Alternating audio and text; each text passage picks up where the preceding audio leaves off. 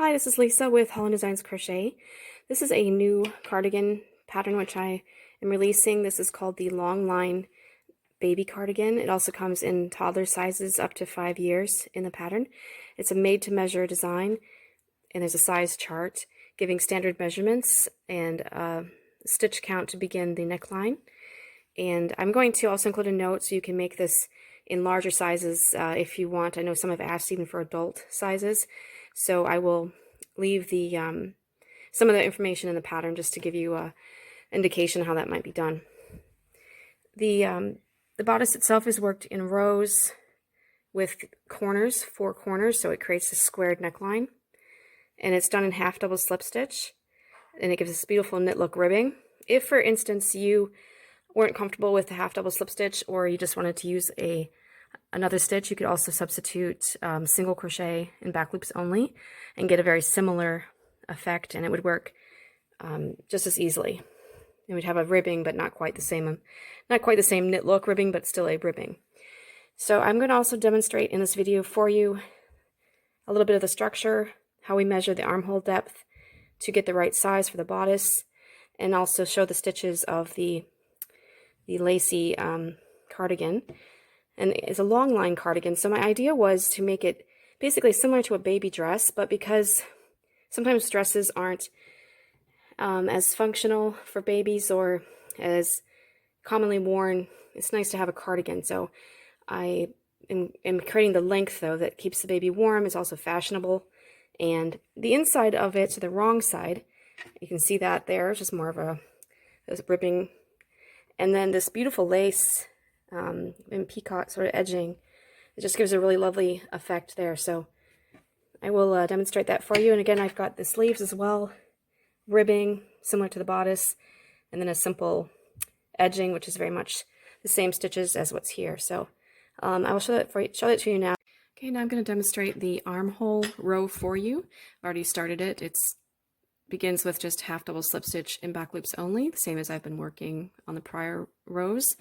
And I work across the front section of the bodice, and a half double slip stitch is yarn over, insert your hook into the stitch, yarn over, pull up a loop. So there's 3 loops, and then simply pull through the 2 loops. So that completes that half double slip stitch. So I just work across to my first chain 2 at the corner here. I work a half double slip stitch in that corner, and then I do a chain 4,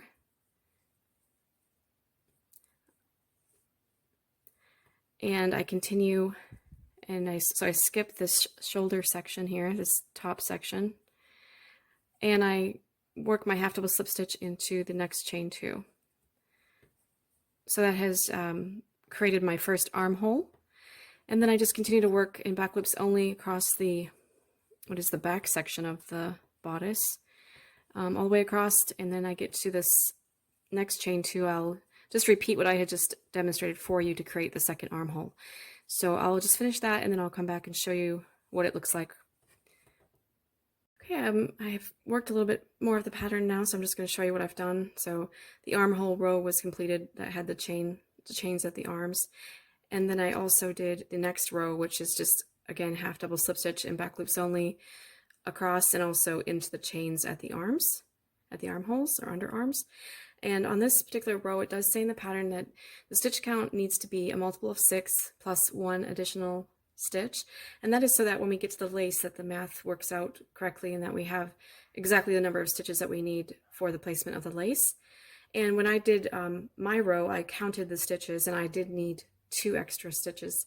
So I added an increase here. You can see a little bit of a increase, 2 stitches there, and I also did one, I think, at the other armhole. So that gave me, I think it was 84 stitches for this particular example. You don't have to be exactly the same as me, because your gauge may vary slightly. The type of yarn that you're using may be slightly different.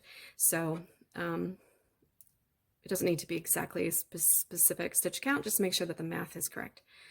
So it's a multiple of 6 plus 1. So now I'm just going to show you a bit of the lace and how that's worked. So I've started that already. I'm just doing a short section here, so not the entire cardigan, but I'll just tell you what I've done. So let me show you the other side here. So the first row that I worked was a single crochet, and then I had a 5 double crochet shell, single crochet, 5 double crochet shell, and then I ended with a single crochet. So that's the way the row finishes. It both starts and finishes with a single crochet, and it has shell stitches and then a single crochet between each of those. And then so I did that row, and then I did the following row, which is where you work these chain 3 loops, and that's what creates that really pretty lacy effect. And just simply pay attention to make sure that you do have a chain 3 loop per each stitch of the row. So you have one at the top of every single crochet and one at the top of every double crochet. So that's important to maintain that properly so that everything works out as you continue with the pattern. I think when I was making the sample, there were a couple times where I had accidentally missed one of the chain 3 loops. So just something to pay attention to. So looks like I've done this particular one, except I think I need to just finish that last one. So yeah, the pattern is simply slip stitch into the next stitch, chain 3, and slip stitch in the same stitch. So that makes the chain 3 loop at the top of each of those stitches. So the next row is a chain 2 and turn. Sorry, no, it's not. Trying to do this from memory. It was a chain 1 turn. And then I work a single crochet into that chain 3 loop. And then I do a chain 2. And I skip the next 2 chain 3 loops. And I work a front post single crochet around the post of that center double crochet of the next shell. Chain 2. Work a single crochet into the center chain 3 loop that goes between the shells. And you just repeat that across. Chain 2, front post single crochet around that post of the double crochet there at the center of the shell, and chain 2, and I'll just finish up here with the single crochet in the last chain 3 loop at the end of this short row. So the next row is chain 2 and turn, and then we work 2 double crochets into each of these chain 2 spaces. So this is just basically a row of double crochet, and we double crochet into the single crochet there, and 2 double crochets into the next chain 2 space, double crochet into the next stitch, 2 double crochets into the next chain 2 loop, and just repeat that all the way across. So you'll finally end with the double crochet in the last single crochet at the end of your row. So that's a pretty simple basic row of double crochet. Okay, and then the next one is really interesting, and it makes the pattern it makes the lace it sews it down. It's called a joining shell. This row has a joining shell, and so it's the same as basically the first row that we worked with shells, but you simply are sort of tacking the lacy portion, the chain 3 loop of the shell to the fabric so it lays flat. So I'll show you how that's worked. We do a single crochet again in the first stitch. Then we start working our next shell. So we'd skipped 2 stitches, and the shells, remember, are always 5 double crochets. So we work the first 2, and then because it's a joining shell, we're working the next double crochet. But let's look here at the chain 3 loops of that shell below, and we grab the center one. We push our hook through that center chain 3 loop, and then we yarn over, pull up that loop, and we complete as a regular double crochet. So we've basically just tacked that together, and then we just work the 2 remaining double crochets into that same space. So that shell, we had 2 double crochets, then we had that middle one that was joined, and then the 2 other ones were just again by themselves. So there's only 1 stitch actually going through that chain 3 loop, if you see that.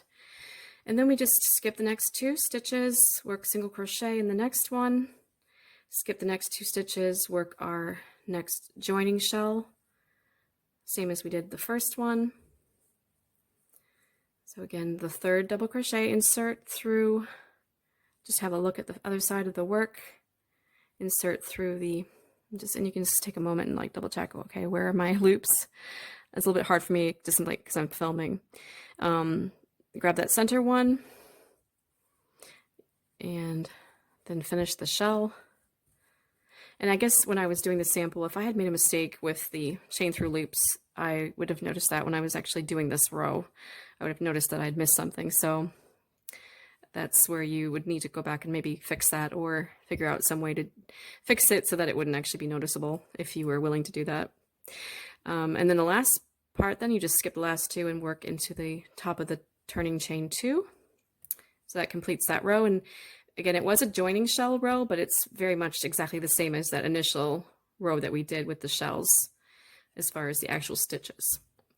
And then the next row is just, again, a repetition of what we'd already done, the chain 3 turn, slip stitch in the same space to create the chain 3 loops. And you just continue that across, basically creating those chain 3 loops at the top of each stitch of that shell row. And that's what creates this lacy pattern. So hopefully that's helpful for you to see how that's created. And I'll come back and show you when the cardigan's a bit more completed, and I'll show you how the edging is done, the collar edging and the front edging. Okay, once you've completed the body of the cardigan, the lace, you'll end up doing the ribbed edging here. You work a row of single crochet, and then it will go around the collar and down the other side as well. And then you'll do short rows of knit look rib stitch and back loops only to create that ribbing. And also you will have some buttonholes at the top of the bodice here.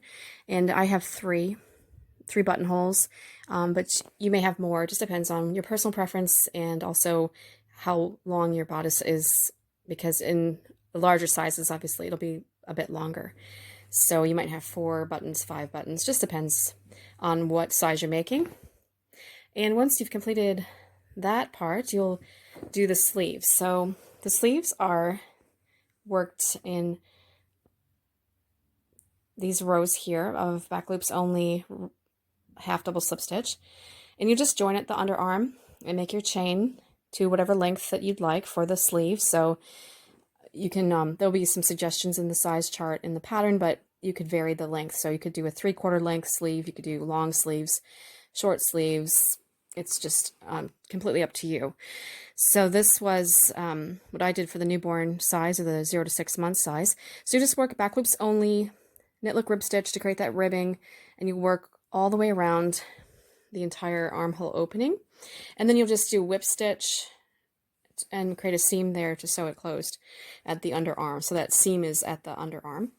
And then you'll do a round of single crochet, working at ends of rows around the end of the sleeve. And then there's just instructions there with the shells and the chain 3 loops, very similar to what we did on the body of the cardigan. So that's how this sleeve is finished. And I was also just going to comment on the fact that, you know, you could vary the sleeve slightly as far as how wide it is. So you may decide that you want your sleeves a little bit more fitted or a little bit more roomy, depending on what size you're making, or if you're customizing the sizing. So you can very easily widen a sleeve or narrow a sleeve as you wish. So it's easy to adjust. And you just do the same thing at the opposite side. And then your little long line cardigan will be finished. So it's it looks like a little bit of work. I mean, it's a bigger, longer cardigan, so it takes a little bit longer. This was done in a DK weight yarn using an H hook, and it worked up quite quickly for me when I was doing the samples. So I made 2 samples. I enjoyed making both of them, so I didn't get bored with the project. And they worked up very quickly compared to any other baby cardigan. So it's nice there's only the seams at the sleeves. Otherwise, the actual sleeves themselves are just join as you go. And so there's no actual seaming other than just those underarms. So I hope you enjoy this one, and hope that your little ones enjoy wearing it as well.